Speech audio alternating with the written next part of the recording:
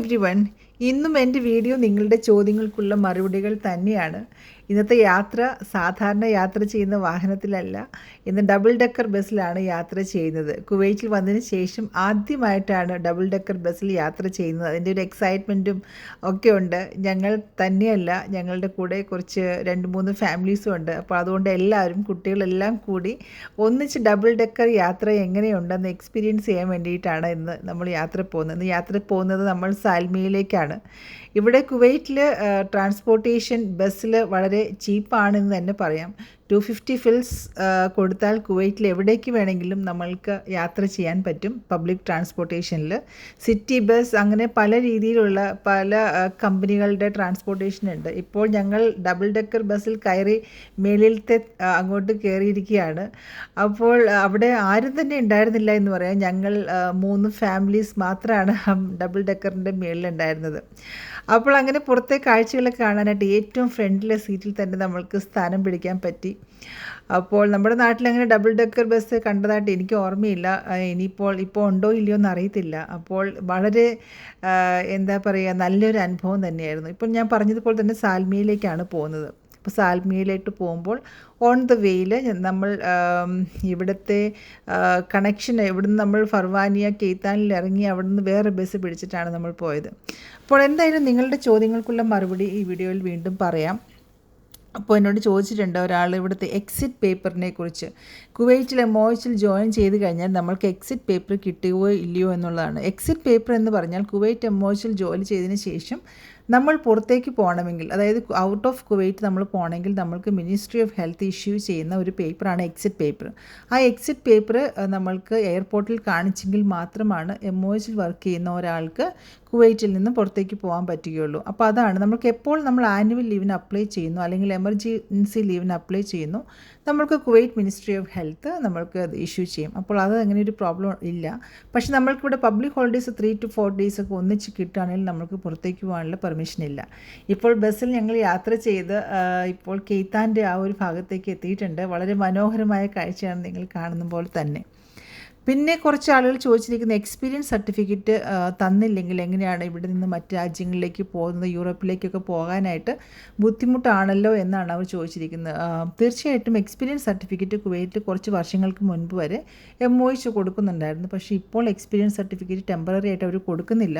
ഇനി വീണ്ടും റീസ്റ്റാർട്ട് ചെയ്യുമോ ഇല്ലയോ എന്നറിയത്തില്ല. അപ്പോൾ അതിന് വേണ്ടിയിട്ട് നമ്മൾ ജോലി ചെയ്യുന്ന ഡിപ്പാർട്ട്മെൻറ്റിൽ നിന്നോ ഒക്കെ ഒരു എക്സ്പീരിയൻസ് സർട്ടിഫിക്കറ്റ് വാങ്ങുക എന്നുള്ളതല്ലാതെ തൽക്കാലം വേറൊരു ഓപ്ഷൻ എനിക്ക് പറയാനില്ല എന്നുള്ളതാണ്.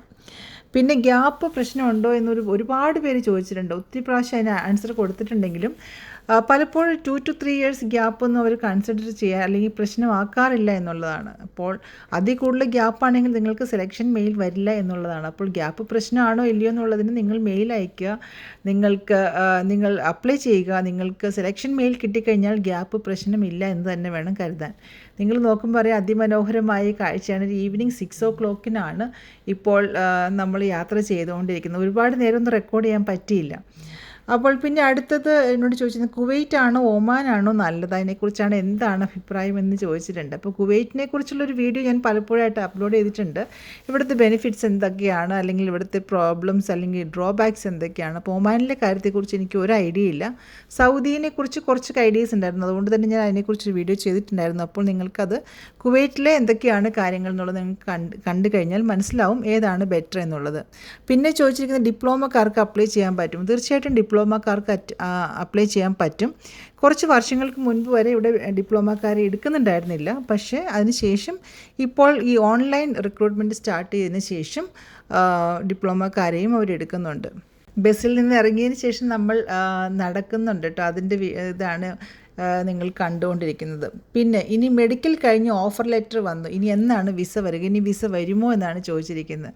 അപ്പോൾ ഓഫർ ലെറ്റർ വന്ന് മെഡിക്കലും കഴിഞ്ഞ് നിങ്ങളും ഓക്കെ ആണെങ്കിൽ തീർച്ചയായിട്ടും വിസ വരും. പക്ഷേ എപ്പോഴത്തേക്ക് വരും എന്നുള്ളതിനെക്കുറിച്ച് നമുക്ക് ഒന്നും പറയാൻ പറ്റില്ല. പിന്നെ ഫെയിലായ മെയിൽ വരുമോ എന്ന് ചോദിച്ചിട്ടുണ്ട്. ഒരാളിപ്പോൾ നമ്മൾ ഇൻ്റർവ്യൂ ഫെയിലായി കഴിഞ്ഞാൽ നമ്മൾക്ക് ഫെയിൽഡ് എന്ന് പറഞ്ഞ് മെയിൽ നേരത്തെ അങ്ങനെ വരുന്നില്ലായിരുന്നു, പക്ഷേ ഇപ്പോൾ അങ്ങനെ മെയിൽ വരുന്നുണ്ട്. ഞങ്ങളിവിടെ ബി ലബാൻ എന്ന് പറഞ്ഞ ഒരു റെസ്റ്റോറൻ്റ് ആണോ എന്ന് പറയാൻ പറ്റില്ല. ഇതുപോലെ ഈ ഒരു വെറൈറ്റീസ് ഓഫ് ലബ്ന അല്ലെങ്കിൽ പല ഡിഷസ് ഉണ്ട് അവിടെ. അപ്പം കുറച്ച് ദിവസങ്ങളായിട്ടുള്ളൂ കുവൈറ്റിൽ അത് ഓപ്പൺ ചെയ്തിട്ട്. അവിടെ ഭയങ്കര തിരക്കായിരുന്നു. ഞാൻ പുറത്തുനിന്ന് എടുത്ത വീഡിയോ ആണ് ഈ കാണുന്നത്. അപ്പോൾ അത് ഒരു പ്രാവശ്യം ഒന്ന് ടേസ്റ്റ് ചെയ്ത് നോക്കേണ്ടത് നല്ലത് തന്നെയാണ്. അപ്പോൾ അതിൻ്റെ പ്രൊമോയൊക്കെ ഒരുപാട് യൂട്യൂബിലും കാര്യങ്ങളിലൊക്കെ ഉണ്ട്. ഇപ്പോൾ ഇത്രയും ആളുകൾ അവിടെ വലിയ ക്രൗഡായിട്ട് നിൽക്കുകയാണ്. ഞങ്ങൾക്ക് ആർക്കും അകത്തോട്ട് പോകാൻ പറ്റിയില്ല. പക്ഷേ ഞങ്ങളുടെ കൂട്ടത്തിലുള്ള ഒരാൾ പോയി എല്ലാ കാര്യങ്ങളും വാങ്ങിയിട്ട് വന്നു. അപ്പോൾ അത് വാങ്ങിക്കൊണ്ട് വന്ന സാധനങ്ങളുടെ ഒന്നും വീഡിയോ എടുക്കാൻ പറ്റിയില്ല. കാരണം ടൈം കുറേ കടന്നു പോയിരുന്നു, രാത്രിയായിരുന്നു. അതുകൊണ്ട് അതിൻ്റെ വീഡിയോ ഒന്നും എടുത്തില്ല. പിന്നെ ഇനി ചോദിച്ചിരിക്കുന്ന ചോദ്യമാണ്, അതായത് ഗ്രേഡിംഗ് സർട്ടിഫിക്കറ്റ്. അതായത് അത് കുറേ കോളേജും കൊടുക്കുന്നില്ല. അപ്പോൾ എന്ത് ചെയ്യാൻ പറ്റുമെന്നാണ് ചോദിക്കുന്നത്.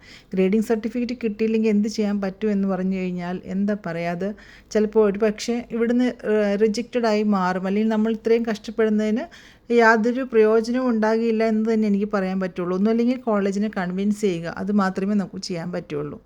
പിന്നെ ഗ്രേഡിംഗ് സർട്ടിഫിക്കറ്റ് അനുസരിച്ചിട്ടാണോ നമ്മൾക്ക് സാലറി തീരുമാനിക്കുന്നത്. ചിലപ്പോൾ ഗുഡ്, ആവറേജ് അല്ലെങ്കിൽ ജസ്റ്റ് എബവ് ആവറേജ് എന്നൊക്കെ എഴുതിയിട്ടുണ്ടെങ്കിൽ നമ്മളുടെ സാലറിയെ ബാധിക്കുമോ എന്നുള്ളതാണ്. മിക്കവാറും അത് സാധ്യതയില്ല എന്നുള്ളതാണ് എനിക്ക് പറയാനുള്ളത്. കാരണം നമ്മളുടെ സാലറി ഡിപ്പെൻഡ് ചെയ്യുന്ന നമ്മളുടെ ഹോസ്പിറ്റൽ എക്സ്പീരിയൻസ്, ഡിപ്പാർട്ട്മെൻറ്റ്, ഇതൊക്കെ അനുസരിച്ചാണ്. അതുകൊണ്ട് തന്നെ നിങ്ങൾ അതിനെക്കുറിച്ച് ഒരുപാട് വറി ചെയ്യേണ്ട എന്നുള്ളതാണ് എനിക്ക് പറയാനുള്ളത്. ഓൺകോളജി ഡിപ്പാർട്ട്മെൻറ്റ് അല്ലെങ്കിൽ ഹോസ്പിറ്റലിൽ എങ്ങനെയാണ് എന്നുള്ളതിനെക്കുറിച്ച്. ഓൺകോളജി ഹോസ്പിറ്റൽ എന്ന് പറഞ്ഞാൽ ഇവിടുത്തെ സ്പെഷ്യൽ ഏരിയ സഭ റീജിയനിലുള്ളൊരു ഹോസ്പിറ്റലാണ്.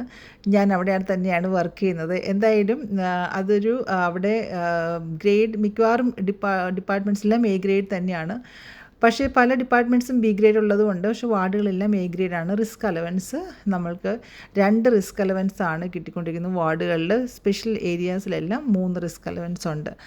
അതാണ് കുവൈറ്റ് ക്യാൻസർ കൺട്രോൾ സെൻറ്റർ എന്ന് അറിയപ്പെടുന്ന നമ്മളുടെ ഓൺകോളജി ഹോസ്പിറ്റലിനെ കുറിച്ച് പറയാനുള്ളത്. അപ്പോൾ എന്തായാലും നിങ്ങളുടെ ചോദ്യങ്ങൾക്ക് ഉത്തരം തരുന്നതിനോടൊപ്പം ചില കാഴ്ചകൾ കൂടെ കാണിച്ചു തരാൻ പറ്റിയെന്ന് വിചാരിക്കുന്നു. Thank you for watching.